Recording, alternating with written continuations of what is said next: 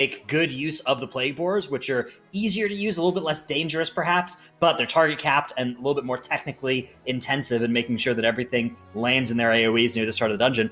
I don't know if this is a settled question yet. We've seen teams find success with both different pathways, and we'll get to see again a test of that perhaps in this game. Most definitely. Piami and Perplexed are rematch from earlier this week, where Perplexed was dropped down into the lower bracket here. So lots on the line. Big seeding questions are going to be answered as well. Perplexed and Echo tied right now in our standings for the global finals. Piami trying to make more headway to improve their position as well. We're going to be starting it off game number 1 right here in the plaguefall. All right, so it looks like both of the teams are running that same comp. Now we're going to have to see what they're doing with these Fungal Mancers. We talked about this previously. Dreadnoughts mentioned that we had some strategies in the past. Piani specifically did this strategy where they just leave one of those Fungal Mancers alive, and then they just spell steal that Wonder Growth to buff up the mages and get more damage on later. But we'll see if Perplex is also choosing to do this strategy, because we have not seen them play this dungeon yet. Yeah, I think that Perplexed, from my recollection, they prefer the strategy of just moving through the dungeon quickly. In fact, skipping this entire room of slimes and then doing like a pull of Plague Borers to spawn the 20% pride before U-turning back to the first boss. As you can see, that is what they are up to here. Whereas Piami, with a completely different strategy, they've already spawned their 20% pride, and Dr. J is massive here. You can see how big his character model is. That's because every time he spell steals a stack of that buff from the Fungal Mancer, he gets even bigger and gets even more damage. And that cast notably goes off even if the mob is crowd controlled. So they can just leave it paralyzed over there, and they can keep spell stealing it. But they're not going to drop combat now for the foreseeable future. If somebody wants to drink, for example, they're going to have to fire off their meld to make that happen. And there's a lot more that can go wrong if you're just constantly staying in combat throughout the whole dungeon. The benefit's going to be, though, looking at the damage meters, Dr. J is just going to be doing absurd damage for basically the entire first half of the dungeon until they end up eventually killing that mushroom. Yeah, it's very interesting to see all of those different kinds of strategies in this dungeon, because the key level of this dungeon makes it so that trash actually dies pretty quickly, even without any sort of buffs, because we've seen some teams try to use the Plague Borer's explosion to deal with trash faster, but before the Plague Borer explosion even went off, they already had killed the mobs. So some teams just try to go through the dungeon by not using any of those buffs, just pressing W basically. But Piami, looks like they're dealt with this whole first trash room, and you see Dr. J just being this huge character model because of all these buffs that he is getting, and look at the amount of damage that he is doing. Well, Perplexed did the whole thing very, very differently as they walked backwards to the boss now too. But you see how fast Piami is dealing with this boss. They're catching up on the health percentage on this boss, even though they pulled the boss quite a bit later. Yeah, Dr. J is just representing so much damage here.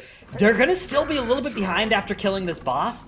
Different amounts of, or different sets of trash are left in the dungeon though, right? Piami has a little bit more of this trash in the section that's ahead of them here, which I think is relatively efficient trash, whereas Perplexed are going to have to grab a little bit more towards the very end of the dungeon. So perhaps we'll see, it's still a little bit difficult to directly compare the two teams, but if you had to make that kind of comparison now, I think it looks like Perplexed have probably gotten the better of this by a couple of seconds. It's going to be so hard to tell, though, because these strategies are just so different. You can see what Perplex is up to now. They are doing a big pull, and they're just going to use the Plague Borers here. They have so many different Plague Borers in this pull that it's going to be kind of hoping that they land on different sets of enemies as they explode, and very careful management of the Sanguine as everything is dying as well. As you can see, there's those swirlies. They really have to be careful here of the Sanguine towards the end. And look at that Ring of Peace that's going to separate everything beautifully for them. Everything is out of the Sanguine. A shine goes down, though, for them. But they've done a pretty good job here of managing all this. Whereas on the side of Piami, they have a completely different way that they're going to handle this. They have brought this Fungal Mancer with them, and Dr. J is still rolling those stacks, still getting those spell steal. So Rentari is going to grab basically the same set of enemies that Divine did, but they're going to kill it with Dr. J's Flame Strikes rather than needing to worry about it. And just watch every single time Dr. J casts a Flame Strike, watch how much health disappears from all of these enemies.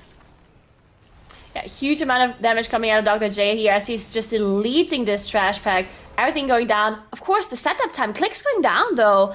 They do have a battle rest that they have to use to get clicks back up because they're, of course, the pride spawning as well, the 40% one. And you see they actually dealt with a little bit more trash than Perplexed did. So even though Perplexed is now done with their 40% pride, they're 4% trash behind, which doesn't necessarily mean a lot, but we'll see later on in the dungeon how their routing is going to be changing. Now, the Fungal Master is still just sitting there in the corner. You see Igloo is actually dropping pretty low on mana, so at some point Igloo will have... Actually, no, they're just killing the Pride, so he will get the mana increase anyway. Curry going down, though, so they don't have a Battle Rest for this one. That means clicks going down too. Oh my god, this is actually huge trouble for Piami. His Rentara is going down too. This might just be a full wipe on this Pride, unfortunately. Dr. J procs for Cauterize. He's going to try and kite this out. He's going to go ahead and use his Night Phase Soul Shift, but it's not going to be enough. Going to go down to the Pride, and this Pride is still ticking. It looks like the Pride is reset. This is catastrophic for Piami, though. Things were looking good for them. They were looking competitive up until the end there. I think what happened was that Prideful Mob was close enough to the Fungal Mancer that it actually was receiving stacks of Fungal Grow of Wonder Grow at some point during that pull. I don't know if it was just towards the end, but you could see it was bigger and greener than usual, which I think indicates that it might have been getting those stacks. That might have been what caused some of the problem there, or it might have just been while they were wiping that ended up happening as well. But Perplexed now firmly in the driver's seat here, despite both teams having that kind of one death. Perplexed were able to recover it, whereas Piami then ended up having a lot more go wrong. And so Perplexed are going to kill this mini-boss, they're going to spawn this Pride, and they have another set of 2 Plague Boars that are going to explode on this Pride. And this Pride is going to be basically entirely handled once these Plague Boars explode. This is one of the most powerful things you can do in this dungeon, is good use of Plague Boars. And so even though that Pride is at like 60% health right now after they've been hitting it for 10 seconds, it's going to entirely disappear in another 2 seconds. All the rest of that health is going to go away from the powerful dot of those Plague Boars, and they're going to go in now to the second boss room while Piami are still trying to recover their situation. Yeah, so here's the difference, right? Even if Piami didn't make this mistake there, of course they're pretty far behind because of it, but even before that, Perplex was just slightly faster in the dungeon without using any of these any of the mage buffs, anything like that. Of course, they used the Plague Borers, but also not excessively either. For example, here in this mini-boss, they theoretically could go past the mini-boss and then still use those Plague Borers to deal with this trash here. But they decided it's not worth it because you have to do a bunch of backtracking, you have to go back and forth to get the Plague Borers, and then you have to go back to kill a mini-boss. So they just decided, you know what, it's not worth it. We're just pressing W, and we're just killing everything one after the other, because it's also tyrannical, right? So the mobs have a lot less HP, and the Plague Borers are nice to have, but it takes a while until they explode, and the whole setup time that you need for these kind of things, as well, the thing that Piami did, right, with the Wonder Growth, it takes time to set up. And that time that you lose for setting it up sometimes is not worth it for the time that you gain for doing so. And we can't tell exactly if it would have been faster or not, of course, because of that catastrophic wipe that Piami had now. But very interesting to see these kind of differences in strategies, as Perplex now already fighting Dr. Icarus down to 50%, and Piami just now dealing with their 60% pride. They are so far behind now because of this pride wipe that they had. Yeah, this is such a rough position for Piami, who of course got the better of Perplexed when these two teams met in the upper bracket earlier, but now Perplexed having this very clean run, and Piami in a little bit less of their comfort zone relative to Perplexed, right? Piami much preferring... Wow, look at the damage coming out from that explosion. That is impressive. They're able to live that with very calculated use of barrier, anti-magic zone, but disaster has befallen Piami once again. Clicks and Dr. J both going down, and they can't really afford to wait and res up here, because they really want to make sure they bring these Plague Borers down and use them to kill some more stuff. So they're in a rough... And they have Pride too. Yeah, they have the Pride buff, yeah, so they have to wait for the Plague Borers to explode. Yeah, it's just more time losses for them, as they cannot use the Plague Borers to explode in the trash, and they also are wasting a lot of that Pride buff as well. Okay, that was really close actually for Perplexed, but everything under control as they're finishing off the boss before that second bomb explodes here. That was definitely going according to plan. They knew that they're gonna have enough damage to finish off the boss, but it wasn't incredibly close, and it would have cost a lot of people to die here because they spent so many defensives to survive the first explosion on the second platform that they were probably out of quite a few of those defensives. So definitely do not want that last bomb to go off. Yeah, Perplexed still having a great run through this dungeon. They do need to pick up a little bit more trash here relative to Piami, so we're going to see a little bit more enemies pulled in this area for Perplexed than we will for Piami. But I don't think it'll amount to an extra pull. I think they'll just grab a couple extra enemies from the top of this hill that they're about to crest up ahead and get the rest of their way to the count from the end of the dungeon. So you see 77% count. They are about to spawn their next Pride, which I think that they will then take in. They'll kill it and then use it to kill the boss. So they're going to need to be a little bit careful on this pull, making sure they don't spawn their Pride too early, and especially making sure that they don't have Sanguine healing after the Pride is spawned on the other mobs. That's the kind of thing that can potentially lead to a wipe here. If Perplex can avoid wiping, they are in such a good position at this point. Piami have had not one, but two really, really costly sets of deaths. One much worse than the other, that I think mean that Perplex have a margin for error here now of at least a couple minutes. Very clean execution here by Perplexed as they deal with this triple trash pack actually that they pulled on top of each other.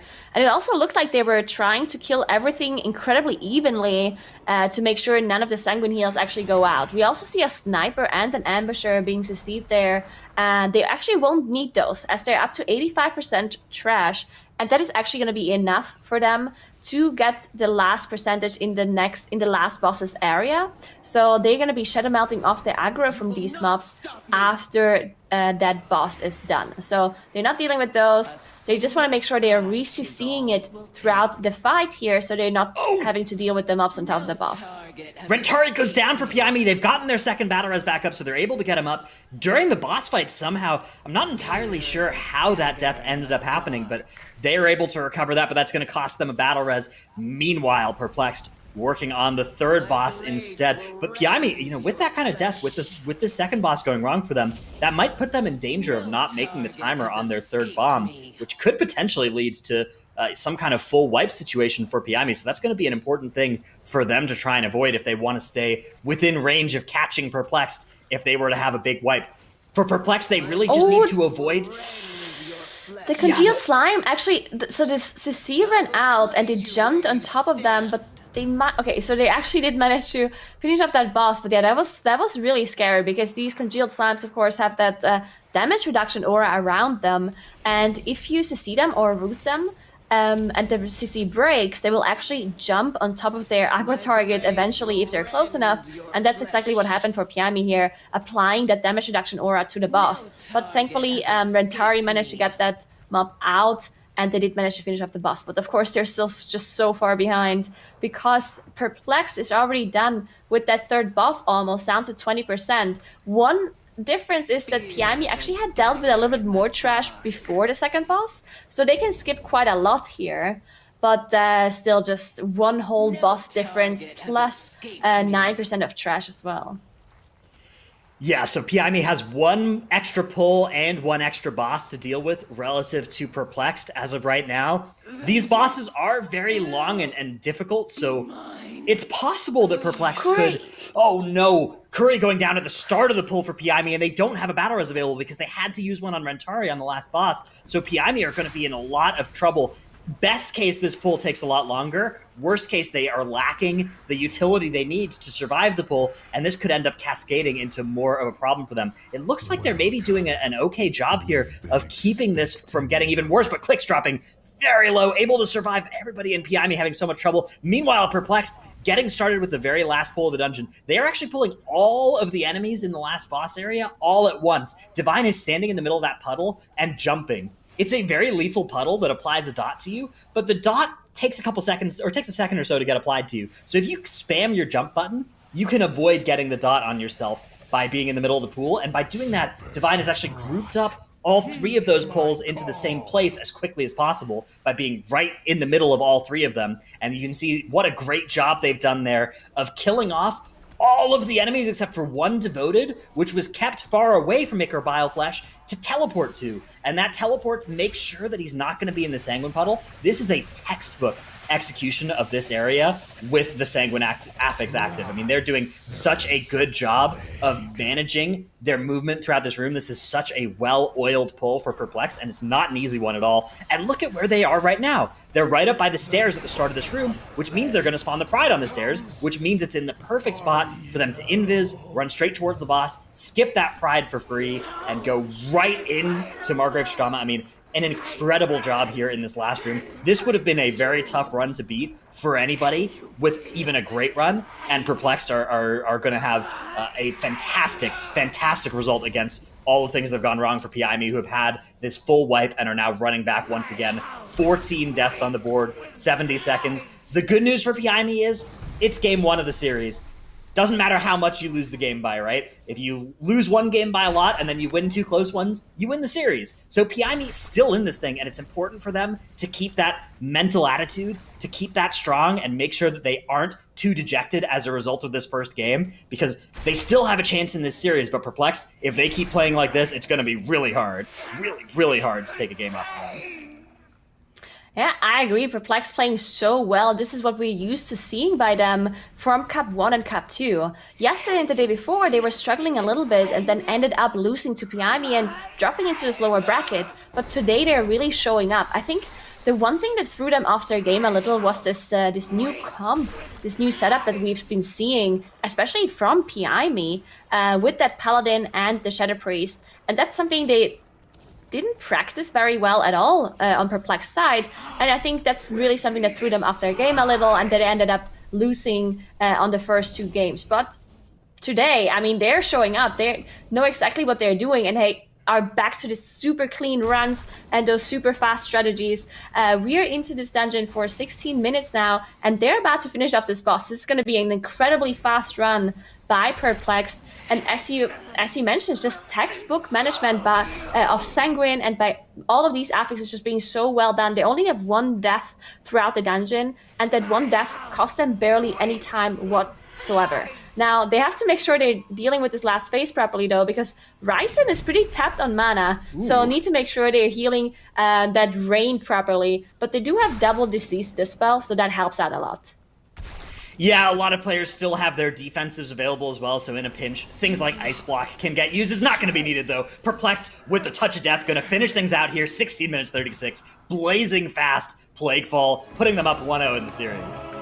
That's right, Perplexed taking that victory there in the Plaguefall, and really showing how well they have prepared for this, even in the lower bracket series. It's one of the later dungeons as well in the finals. So Perplexed taking that game number 1, but you made a very good point as well, Dratnos. You know, they can't, on the other side of it, you can't have PIME get too dejected. They can't get too down on themselves for this dungeon, because you've got Necrotic Wake, she can go either way. You've got Sanguine Depths, she can go either way. There's plenty of potential there for them to be able to just make up for some of those mistakes.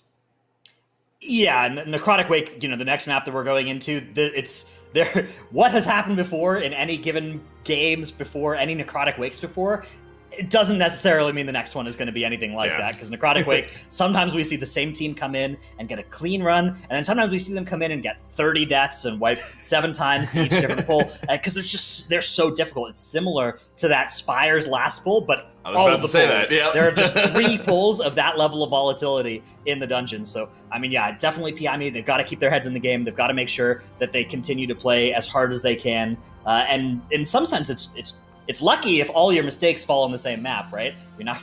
That's a way to think about it that might help them preserve a good attitude. I mean, we saw Obey Alliance, you know, the first 2 times that they went through Spires of Ascension, they didn't have any sort of issues there. It seemed like their Soothe was like a little bit late or something. They have their wipe. So Tettle's next game coming up with Necrotic Wake, and every single pull is just going to be so much pressure for everybody.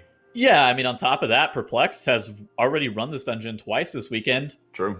Mixed amounts of success. One of the times they had a wipe in the second boss area to one of the Marauder fears going off. The other time, a 0 death, really clean run. And so it's just like, yes. What is Necrotic Wake really going to bring us? To the point, PIME definitely has a slower strategy for Necrotic Wake, just looking at their time trial time for how they do the dungeon. But like Necrotic Wake, I feel like more often than not, it's very infrequently about who has the faster theoretical strategy and definitely more of an execution kind of based dungeon. Because, I mean, there are a lot of teams that are really close in time there. Mm-hmm.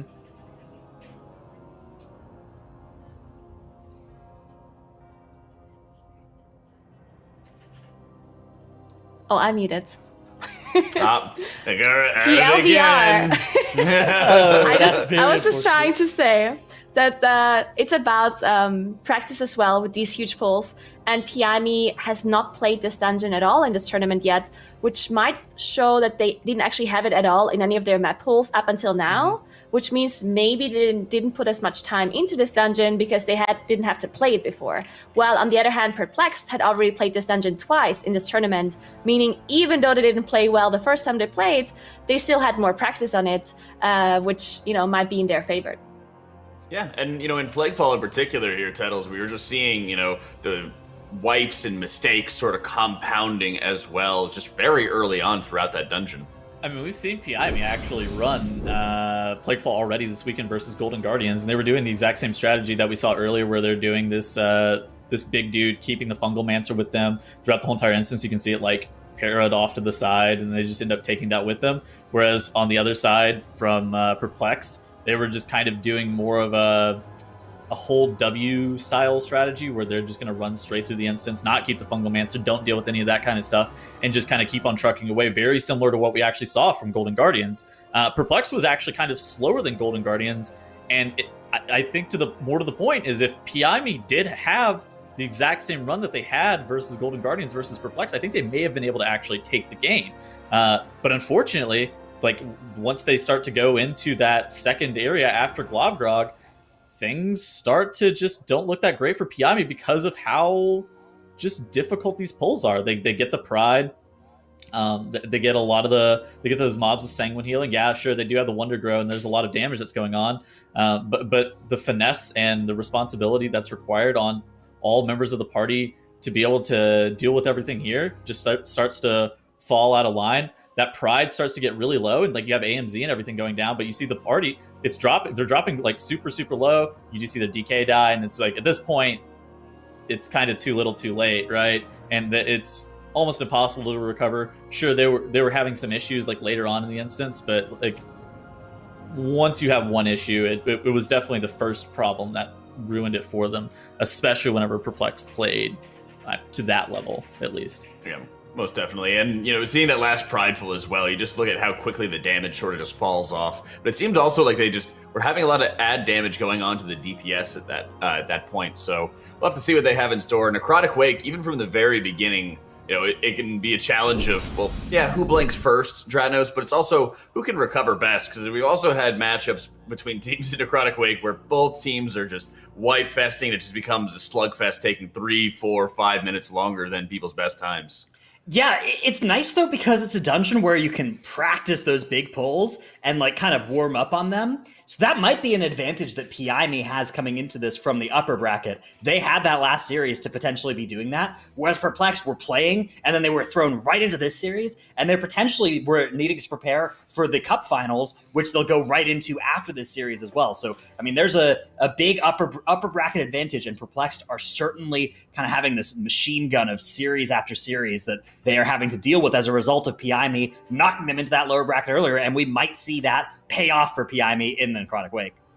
That's right, the revenge that Perplex wants to unleash upon Piami for just making them play so many extra games and so much extra time spent. We'll see if they're going to be able to seal the deal here as Necrotic Wake gets underway.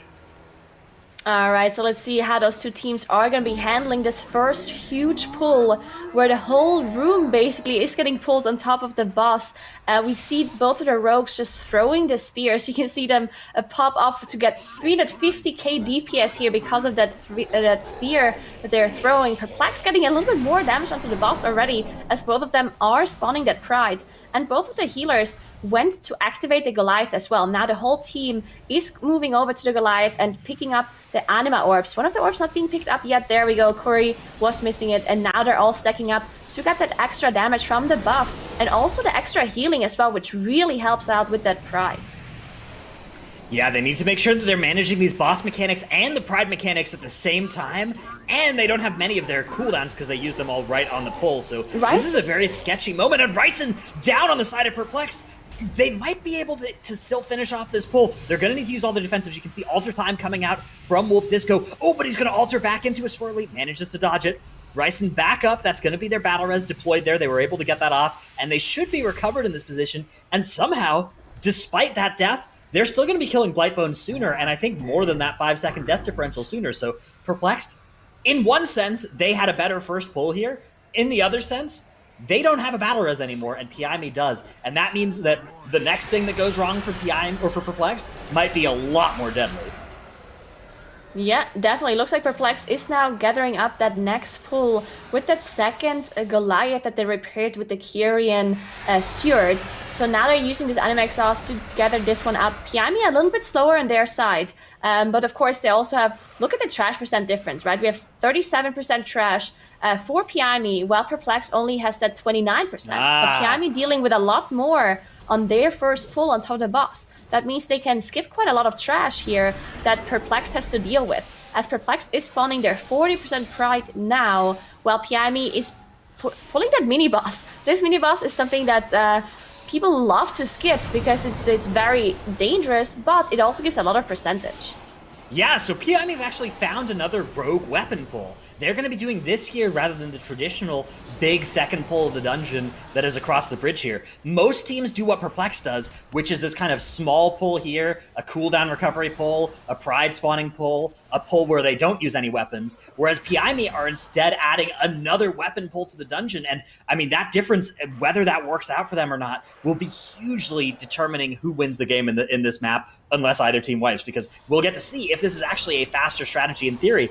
Things are looking good so far. From where I'm sitting, it looks good to be PIME right now. You've got 12 extra percent, so you're going to have a much safer pull right now, and you're in basically the same spot as the Shroud comes out. The thing to consider, though, is there's probably one less weapon on the back of Curry here than there is for a Shine on Perplexed, unless there was some very clever management of which ones were picked up when. Here comes that big pull, though, for both teams. Perplexed need to make sure that they stop all those fear casts. Looks like they've done a good job of that so far. There's that 60% pride spawning for them. Meanwhile, PIME also spawning that 60% pride. Their Marrow Storm guy is still alive. They have a fear cast. It looks like barely interrupted just in time as they keep on kiting towards the next pull. And they're going to, both teams have somebody going ahead and starting the RP, who will then get life grip back down or run back down. They finish off this pull and grab a little bit more trash. It looks like PIME have actually grabbed the trash pull at the bottom of the stairs here, which Perplexed has instead opted to skip, which it may cost them a little bit of time in executing that. It just is a product of needing a different amount of percent from this pull, right? Perplexed needed this pull to be bigger, and so for them it has taken longer and it's taken more resources. Whereas for PIME, they're able to actually just chain this pride right into the boss because they didn't need to commit quite as much to that pull, and they didn't use quite as many of their resources, and now they're going right into boss. I mean, this is incredible. This is actually incredibly difficult for PIME to pull off, because not only did they just pull the pride on top of the boss, but they also had Curry gone throughout most of this pride, because both Ashine and Curry on that rogue, they just went away. As soon as they threw their weapon onto this trash pack, as soon as the pride spawned, they went backwards to pick up another spear. So they were missing for most of this pride, and they still managed to get it done. So good job for both of the teams. Perplexed dealing with the boss slightly faster, though. As you can see, the boss already down to 25%. Both of them are on 68% trash.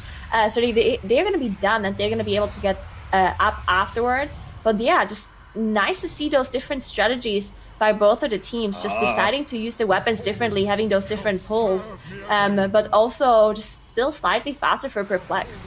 PIME closing the gap a little bit here. Their Prideful died later, which means they actually have had Pride uptime for much longer than Perplexed during this pull. So even though that gap was 30% or so for the start of the fight, it's gotten closed down to about 17% health remaining on a Marth for PIME when it died for Perplexed. So in difference of time here, it looks like they are going to be 20 seconds behind in dungeon progression. Yeah, 19 seconds separating these two teams. But you got to factor in those 5 seconds of death differential. So when you factor that in, 14 seconds between these teams in favor of Perplexed.